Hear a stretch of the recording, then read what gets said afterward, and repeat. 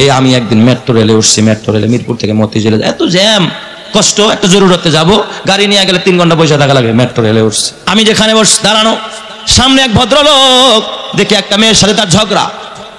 হঠাৎ নজর পড়ছে ওই দিক দিয়া, ওই গাড়ির ভিতরে মেয়েটা চুল এমনি লাল, যাহার শরীরের যে পোশাক, ভদ্র সমাজে এই পোশাক নিয়ে কেমনে এই গণপরিবহনে সে উঠলো? ভদ্র সমাজে বলা যায় না বাবা, অর্ধেক খোলা অর্ধেক ঢাকা, চুলগুলো এমন ভাবে ওপেন করেছে, আরেকটা পুরুষের বারবার ডিস্টার্ব করতেছিল, উইরা গিয়া তো এই পুরুষটা যেন কিছু বলছে, এই জন্য তারে ধরছে। বলার অধিকার তোরে কে দিস? আমার চুল উড়বো, তুই কেন দেখতে যাস? বা আমার গায়ে লাগছে, আপনি চাপায় রাখেন, আপনার যতই উড়ান একা একা উড়ান, আরেকজনের গায়ের মধ্যে কেন চুল উড়াইতেছেন? আমি ডাক দেয়া বলি, মা, মা গো, আমিও কবরে যাব মা, তুমিও কবরে যাইবা।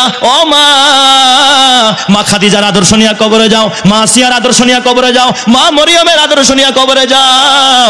ও মা, মা আয়েশা সিদ্দিকার আদর্শ নিয়ে কবরে যাও, ফাতেমাতুজ জোহরার আদর্শ নিয়ে কবরে যাও। কবরে যাইতে দেরি হবে, আমার আল্লাহ জান্নাতের বিছানা বিছাইতে দেরি হবে না। কথা ঠিক না? ঠিক জোরে কান।